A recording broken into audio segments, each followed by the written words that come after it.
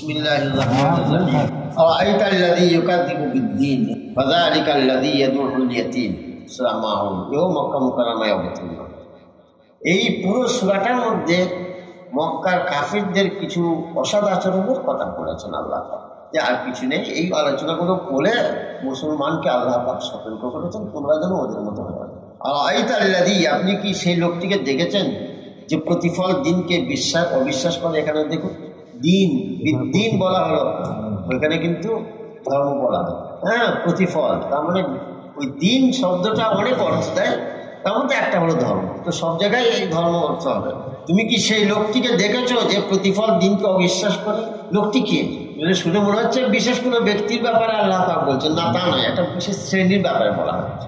লোকটি বলতে ওই শ্রেণীকে দেখেছো, হ্যাঁ, যে কি করে? ইউকাযযিবু বিদ্দীন, প্রতিদান দিনকে, প্রতিফল দিনকে অবিশ্বাস করে। ফাযালিকাল্লাযী ইয়াদউল ইয়াতীম, অতঃপর সে তো ওই ব্যক্তি যে ইতিমকে ধাক্কা দিয়ে তাড়ায়। ইতিমের সঙ্গে অসৎ আচরণ করা, দুর্ব্যবহার করা, এটা কাফির বেদিনদের কাজ। ওয়ালা ইয়াহুদ্দু আলা তাআমিল মিসকিন, আর অভাবগ্রস্তকে আহার্য দানে উৎসাহ দেয় না। মানে এত কৃপণ, নিজে তো খাওয়াই না আর কাউকে খাওয়াতে দেয়ও না, উৎসাহও দেয় না। রাসূলুল্লাহ সাল্লাল্লাহু আলাইহি সাল্লাম, একটি হাদিস পাক আছে, লিনুল কালাম বা লাইনুল কালাম, আতইমুত তাআম, আফশুস সালাম, সাল্লু বিল লাইলি ওয়ান নাস নিয়াম। রাসূলুল্লাহ সাল্লাল্লাহু আলাইহি সাল্লাম বলেন, আফশুস সালাম, তোমরা সালামের প্রচার করো। সালাম দাও নয়, আমরা কথা বলি সালাম দাও, নবীজি সালাম দিতে বলেন, সালামের প্রচার করতে বলেন, প্রসার ঘটাও। সালাম দেওয়া আলাদা, প্রচার করা আলাদা। প্রচার করা কি খুব, ও তো আমরা খুব কঠিন, তাই না? একটা কারো যদি কিছু পেয়ে যায়, এর নাম তো প্রচার করা। তো নবীজি বললেন সালাম প্রচার করো, যাকে দেখতে পাবে তাকেই সালাম দাও। আফসুস সালাম, সালাম দেওয়া নাই, সালামের প্রসার ঘটাও, যাকে দেখতে পাবে তাকেই সালাম দাও। আসসালামু আলাইকুম। একটা আমল, চারটা আমল নবীজি বলেছেন, চারটা আমল বলো। আফসুস সালাম, নম্বর হচ্ছে কথা বলো নরম স্বরে, নরম স্বরে, নরম সুরে, হ্যাঁ, খুব কর্কশ ভাষায় মানুষের সঙ্গে কথা বলো। 3 নম্বর এটাই বলতে চাইছি, আতইমুত তাআম, মানুষকে খাওয়াও, মানুষকে সাধ্যমতো খাওয়াও। 4 নম্বর সাল্লু বিল লাইল ওয়ান নাস নিয়াম, মানুষ যখন ঘুমাবে তখন তুমি নামাজ পড়ো, তাহাজ্জুদের ওয়াক্ত। এই 4টে কাজ করো। 4টে মিম বলা হয়, 4টে মিমের ফল আর একটা মিম। আপনি দেখুন 4টেতেই মিম শব্দ আছে। আফসুস সালাম, আতইমুত তাআম, লাইনুল কালাম, সাল্লু বিল লাইলি ওয়ান নাস নিয়াম। 4টে হলো, বলে ফলটা কি হবে? তাদখুলু জান্নাতা রাব্বিকুম বিসালাম। এই 4টে আমলের ফল হলো তোমরা জান্নাতে যাবে নিরাপদে। এই খাওয়ানোর প্রতি আল্লাহ রাসূল সাল্লাল্লাহু আলাইহি ওয়াসাল্লাম উৎসাহ দেন। আর এরা কাফিরের কাজ হলো, এরা তো নিজে খাওয়ায় না, ওয়ালা ইয়াহুদ্দু আলা তাআমিল মিসকিন, অপরকে খাওয়াতে উৎসাহও দেয় না। হয়ে গেল। আর একটা কাজ, ফাওয়াইলুল লিল মুসাল্লিন আল্লাযীনা হুম আন সালাতিহিম সাহুন, সেই সব মানুষ, সেই সব নামাজীদের জন্য তাবাহি, বরবাদি, তাদের জন্য সর্বনাশ, তাদের জন্য যারা স্বীয় নামাজকে ভুলে থাকে। ওরা তো নামাজ পড়ে না। ফাওয়াইলুল লিল মুসাল্লিন আল্লাযীনা হুম আন সালাতিহিম সাহুন, ভুলে থাকে, নামাজকে ভুলে থাকে, মানে নামাজ পড়ে না। এও কুফরি কাজ, এও কুফরি কাজ হলো কাফিরদের কাজ। তো আমি বললাম যে কাফিরদের এই গলত কাজগুলো আল্লাহ পাক আলোচনা করে মুসলমানকে সতর্ক করতেন, তোমরা যেন ওদের মতো হয় না। ওরা নামাজ ভুলে থাকে, তুমি যেন নামাজ ভুলে থাকো। এর আরো অনেক ব্যাখ্যা দিয়েছেন মুফাসসিররা। এই একটা সহজ সরল ব্যাখ্যা হলো এই, এটা কাফিরদের জন্য। আর কোনো কোনো মুফাসসির বলেছেন এটা এই আয়াতটা মুসলমানদের ক্ষেত্রে প্রযোজ্য। আল্লাযীনা হুম আন সালাতিহিম সাহুন মানে হলো নামাজ ভুলে থাকে, মানে নামাজে দাঁড়িয়ে থাকে কিন্তু মন অন্য জায়গায় থাকে।